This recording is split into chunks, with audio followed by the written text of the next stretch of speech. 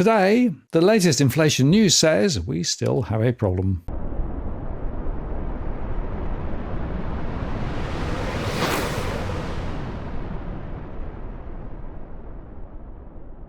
Hi again, it's Martin North from Digital Finance Analytics Web Notice Post covering finance and property news. Well, the RBA has said that the battle to control inflation is not yet over.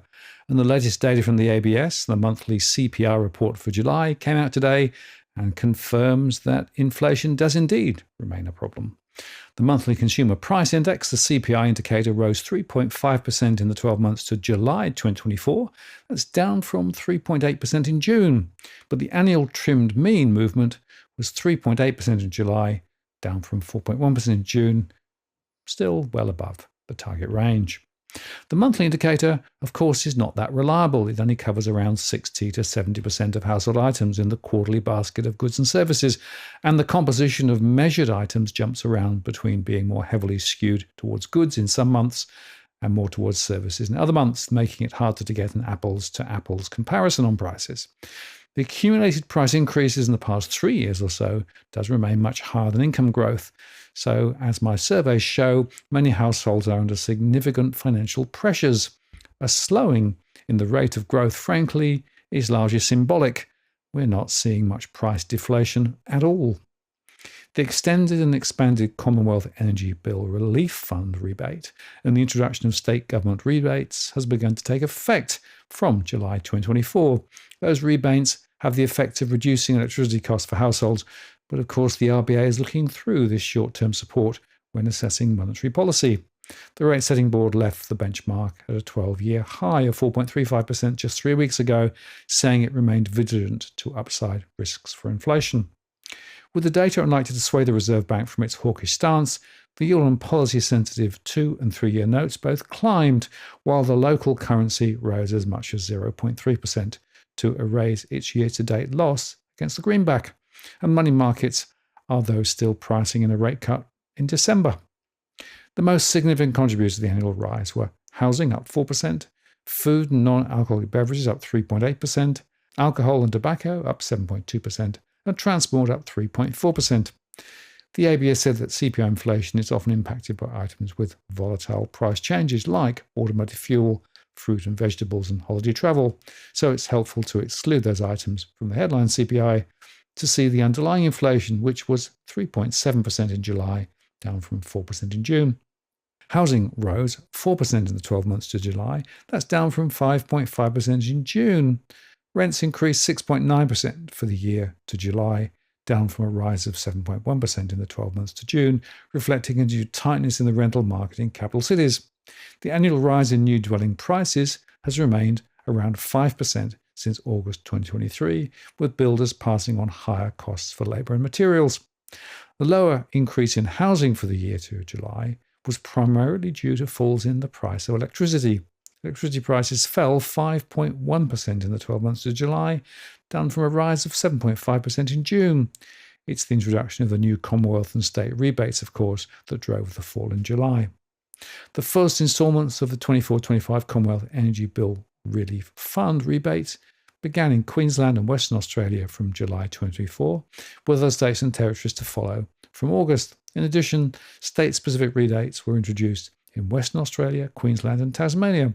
Altogether, these rebates led to a 6.4% fall in the month of July, but excluding those rebates, electricity prices would have risen 0.9% in July, the ABS said. Annual inflation on food and non-alcoholic beverages was 3.8% in July, up from 3.3% in June.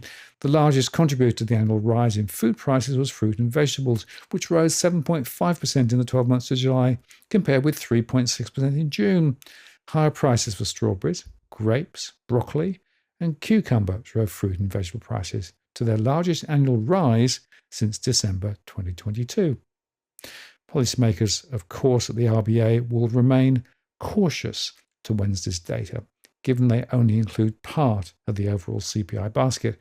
Additionally, the July report is skewed towards goods rather than services, where price pressures are proving more persistent.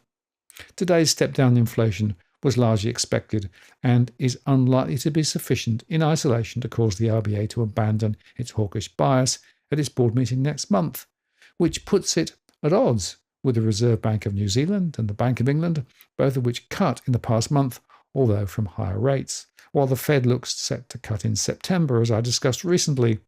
The problem is that in Australia, the $40 billion of tax cuts and state and federal incentives and support measures are indeed inflationary, despite what the Treasurer says. Inflation is still sticky and stubborn in our economy, but it's coming down, Treasurer Jim Chalmers told reporters after the release.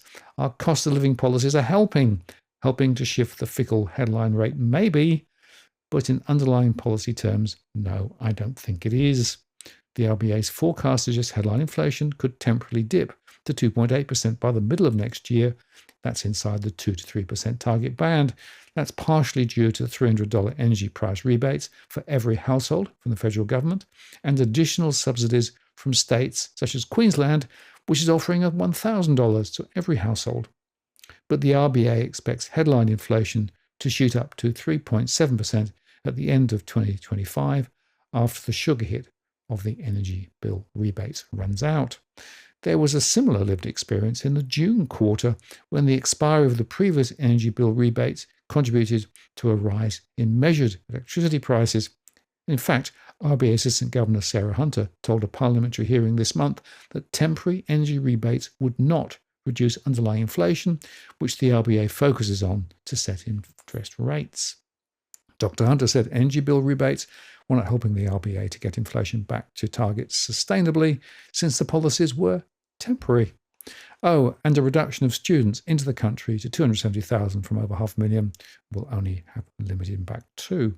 The main way governments can reduce inflation is by reducing demand via spending cuts or tax increases, the structural reforms that expand the company's productive capacity to produce goods and services.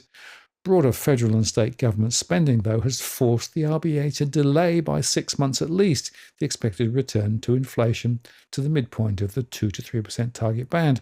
That's now late 2026. Hence, Governor Michelle Bullock doesn't expect to be cutting interest rates this year at all. Now, if you're buying your home in Sydney's contentious market, you don't need to stand alone.